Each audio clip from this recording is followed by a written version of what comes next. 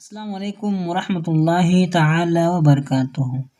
تعمیر ادب حصہ پنجم کے ہمارا پارٹ نمبر یہ 22 ہے اور یہ پانچوں مل کر ہمارا پارٹ نمبر 148 ہے۔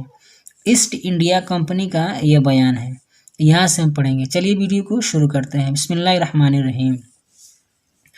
یورپ کے شمالی مغربی حصے میں ایک بہت ہی چھوٹا سا ملک انگلستان ہے، جس کو انگریزی زبان میں انگلینڈ کہتے ہیں۔ انگلینڈ کے باشندوں کو انگریز کہا جاتا ہے۔ انگلستان کا دارالسلطنت لندن ہے، جو دنیا کے شہروں میں آبادی کے لحاظ سے بہت بڑا شہر ہے۔ جب مسلم بادشاہوں کے زمانے میں ہندوستان کی ترقی اور خوشحالی کا چرچا دنیا میں پھیلا تو یورپ کی بہت سی قوموں نے تجارت کی قصد ارادے سے ہندوستان کا رخ کیا، ہندوستان آئے۔ چنانچہ سب سے پہلے پرتگال کا سوداگر، جس کا نام واسکو ڈی گاما تھا، اپنا تجارتی جہاز لے کر سن 904 ہجری مطابق 1498 عیسوی میں ہندوستان پہنچا۔ پھر 1009 ہجری مطابق 1600 عیسوی میں ہالینڈ کے سوداگر آئے اور ہندوستان سے تجارت کر کے انہوں نے خوب دولت کمائی۔ سوداگروں کی کامیاب تجارت کا شہرہ یورپ میں پھیلا تو فرانس، جرمنی، ڈنمارک اور انگلینڈ کے تاجر بھی اپنے اپنے جہاز لے کر ہندوستان کے ساحل پر اترے اور ساحلی شہروں میں منتشر ہو کر تجارت کرنے لگے۔ 1017 ہجری مطابق 1608 عیسوی میں جبکہ ہندوستان پر بادشاہ نور الدین جہانگیر کی حکومت تھی، انگریز سوداگروں نے بادشاہ جہانگیر سے اجازت لے کر شہر سورت میں اپنی کئی ایک کوٹھیاں تعمیر کرائیں اور وہاں آباد ہو کر تجارتی کاروبار کرتے رہے۔ پھر شہنشاہ شہاب الدین شاہجہاں کے دور حکومت میں جب جن کی شہزادی جہاں آرا بیمار پڑی اور بیماری خطرناک صورت اختیار کی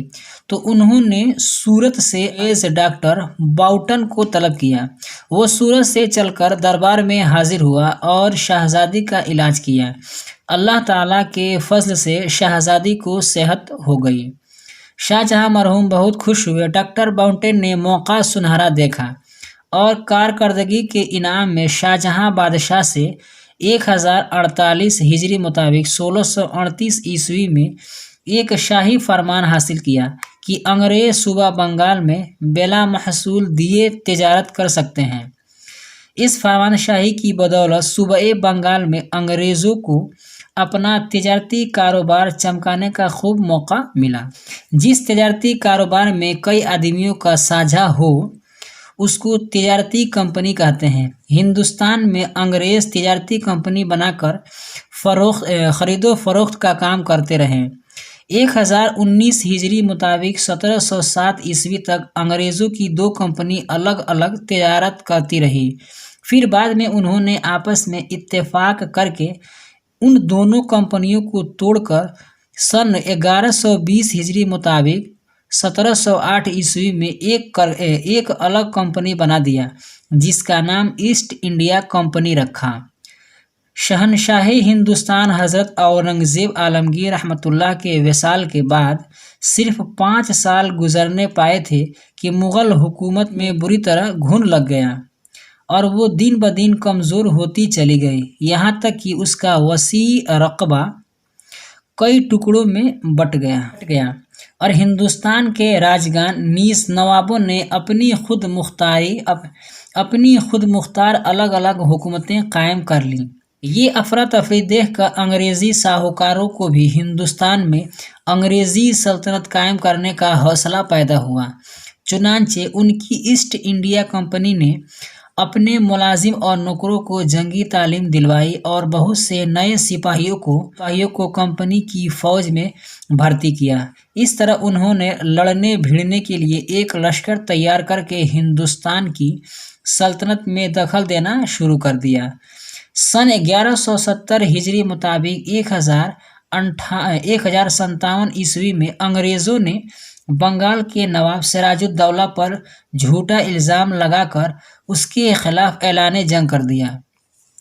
نواب سراج الدولہ نے مقابلہ کی تیاری کی، जब प्लासी के मैदान में अंग्रेजी फौज और नवाब के लश्कर का इज्तिमा हुआ तो अंग्रेजों ने अपनी फौजी ताकत को कमजोर समझकर नवाब की वजीर जाफर को फोड़ लिया और उसको लालच देकर अपना तरफदार बनाया। 6 शव्वाल 1170 हिजरी मुताबिक 24 जून 1757 ईस्वी को जंग शुरू हुई, लेकिन जाफर के फरेब और मक्कारी के सबब नवाब हार गया और अंग्रेज़ों की फतह हुई। इस फतह से अंग्रेज़ों का हौसला बढ़ा और पूरे बंगाल पर सियासी हैसियत से छा गए। 1979 हिजरी मुताबिक 1765 ईस्वी में अंग्रेज़ों ने मुगल हुकूमत के बराए नाम बादशाह शाह आलम से इलाहाबाद, बंगाल, बिहार, उड़ीसा के मुतालिक एक फरमान हासिल किया से उन सूबों की सल्तनत ईस्ट इंडिया कंपनी के हवाले हो गई। उसके बाद से दिल्ली के मुगल बादशाह सिर्फ नाम के बादशाह होते रहे। अंग्रेज़ों ने उन्हें पेंशन देकर हुक्मरानी के सारे इख्तियारात छीन लिए थे। ईस्ट इंडिया कंपनी की हुकूमत कायम होने के बाद अंग्रेज़ों ने हिंदुस्तान के राजगान और नवाबों को आपस में खूब टकराया। इस तरह उनका जोड़ तोड़कर अपना राज वसी करते गए, यहाँ तक कि 1272 हिजरी मुताबिक 1856 ईस्वी में वो पूरे हिंदुस्तान के हुक्मरान बन गए। मश्क, साहिल, दरिया और समंदर के किनारे की ज़मीन मुंतशिर फैलकर अफरा तफरी, गड़बड़, बद इंतज़ामी, सियासत, मुल्क का हुकूमत, सल्तनत, सियासी हैसियत से यानी हुक्मरानी के एतबार से, इत्तेफाक यानी मेल।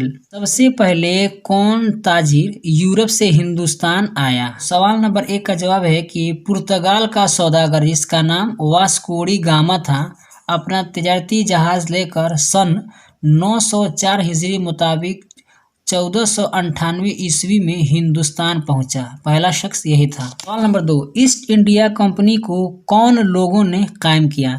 तो ईस्ट इंडिया कंपनी को यानी जो अंग्रेज लोग थे उन्हीं ने इस कंपनी को कायम किया, जो कि मतलब पहले 2 कंपनी थी तो उन 2 कंपनी को तोड़ दिए और आपस में इत्तेफाक करके 2 कंपनी को एक कर दिया और उसका नाम ईस्ट इंडिया। सवाल नंबर 3, अंग्रेज़ों और नवाब सिराजुद्दौला के दरमियान किस तारीख और सन में जंग शुरू हुई? 6 शव्वाल 1170 हिजरी मुताबिक 24 जून 1757 ईस्वी को जंग शुरू हुई थी। आज की वीडियो में बस इतना ही। वीडियो पसंद आई तो वीडियो को लाइक करें, अपने दोस्तों के साथ शेयर करें।